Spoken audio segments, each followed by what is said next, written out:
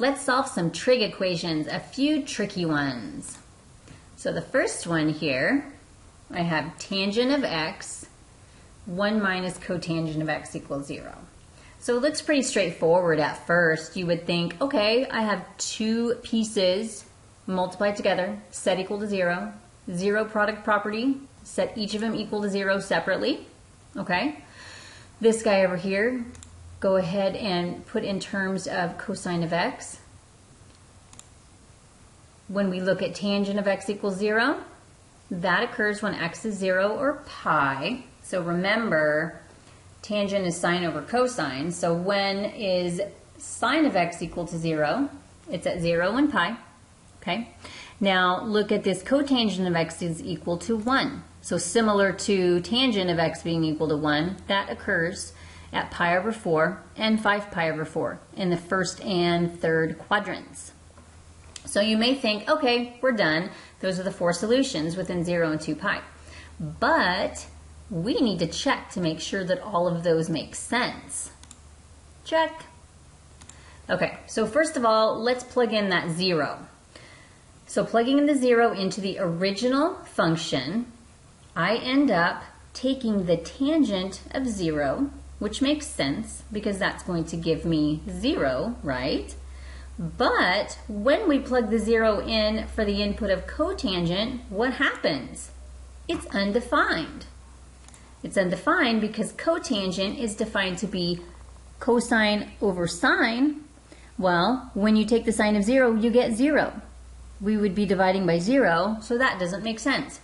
So similarly, if you put pi in place of 0 there, the exact same thing happens. So what we have to do is cross out those two solutions. Now, if you plug in pi over 4 or 5 pi over 4 into the original function, it works. Everything works out okay. So we have two solutions to our function. So the reason why this is a tiny bit tricky is not necessarily in the solving part, but just remember that you have to check your answers to make sure that you will get defined answers out. Okay, now something else I want to point out is if you would have distributed the tangent of x into the parentheses there, you would end up getting tangent of x minus 1. So that 1 comes from tangent of x times cotangent of x. Now remember, that's a reciprocal function, so if we multiply them, we end up getting 1. Now if you solve this, which is going to look similar to cotangent x equals 1, you get these two solutions. So if we would have just distributed in the first place, we could have gotten our two solutions, and that's it. Okay, here's example 2, one more tricky trig equation. We have cosine of 3 theta is equal to negative 1/2. And you may be thinking, well, that doesn't look too bad because I know where cosine is equal to negative 1/2. In quadrants 2 and 3 at 2 pi over 3 and 4 pi over 3. So we can come up with those just looking at the unit circle. But the tricky part is 3 theta is the input. So what we need to do first off is to divide both sides by 3 to get theta by itself. So actually theta will be 2 pi over 9 and 4 pi over 9. Now you may be thinking, okay, I'm done. I have two solutions. But we have to think about one more thing. Cosine of 3 theta has a period of 2 pi over 3. Now remember when we were talking about transformations of trigonometric functions, when you have a number multiplied on the inside, which we represented as a capital B, to find the period of that function, you take 2 pi divided by b. So in this case, because b is 3, I get 2 pi over 3. So what we found were the two solutions between 0 and 2 pi over 3. But where we need to find all of our solutions will be between 0 and 2 pi. So I actually have more solutions to find. So what I need to do is I need to add multiples of 2 pi over 3 to obtain all solutions. Now to really find out what's going on here, let's take a look at a graph, because me telling you that we're going to add multiples of 2 pi over 3 might not make a whole lot of sense at first. Okay, so take a look at this graph. Remember, this was our original function that we were trying to find solutions for. So what I've done is I've graphed each side of that equation. Y is equal to cosine of 3 theta. That one's in red. And then over here on the right side, I have -1/2, so I've graphed y is equal to -1/2, that horizontal line that's in blue. So what we need to do is check out where they intersect.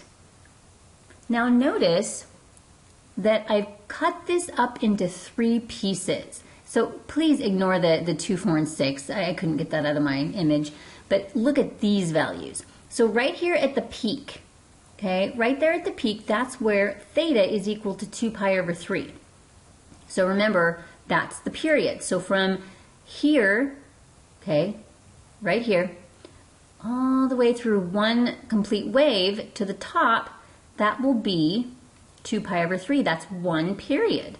And I have 2 solutions within that period. And we've already found those 2 solutions. So now what I need to do is I need to figure out what are the 2 solutions between 2 pi over 3 and 4 pi over 3. So I can do that by taking the first 2 solutions I found and adding 2 pi over 3, because that would be a full period. Think about starting here, going through a full wave, I end up here. All right, and then similarly, up here at this peak, that's when theta is equal to 4 pi over 3. So one complete wave all the way over here lands me at 2 pi. So 4 pi over 3 to 2 pi, that's the last complete wave. So I have 3 complete waves within 0 to 2 pi. So 3 periods within 0 to 2 pi. That's why I will end up with 6 solutions total. Okay, so remember that these are the 2 solutions that I found within that first period between 0 and 2 pi over 3. So 2 pi over 9, 4 pi over 9. So as I said before, I need to add multiples of 2 pi over 3. So I'll have to add 2 pi over 3 to get into the second complete wave, and then I'll add another 2 pi over 3 to get into that third piece, that third wave. Okay, so adding 2 pi over 3, we'll start out with 2 pi over 9, add 2 pi over 3, and I just put a comma here to do them all at once. 4 pi over 9 plus 2 pi over 3. So to be able to add these together, I need a common denominator. So let's rewrite 2 pi over 3 as 6 pi over 9. So I'm adding 6 pi over 9 to each of those 2 solutions that I found to begin with. Okay, add across, and I get 8 pi over 9. And for this one, I get 10 pi over 9. So that's 2 more solutions. So those are the 2 solutions that are within the second complete wave from my graph. All right, so similarly, I need to add another 2 pi over 3. So in other words, I need to add 4 pi over 3 to the original 2 solutions. Okay, so just like I did before, I need to get a common denominator. So I'm going to rewrite 4 pi over 3 as 12 pi over 9. So if I add 12 pi over 9 to each of those initial solutions, I end up with 14 pi over 9 and 16 pi over 9. So overall, I have 6 solutions. So remember, these are the first 2 that I found that are between 0 and 2 pi over 3. These second 2 are within the second wave or period between 2 pi over 3 and 4 pi over 3. And the last 2 solutions right here are in the third wave or period there between 4 pi over 3 and 2 pi. Okay, so I just wrote them out here because I want to look at the graph again.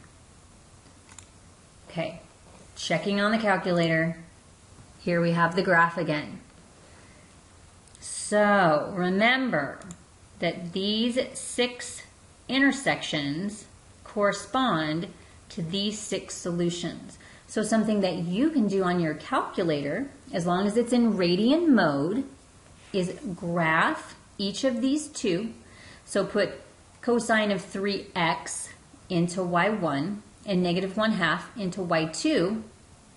Set your domain, the x-min and x-max, to be 0 and 2 pi, and then you can see where those solutions are, where those intersections are.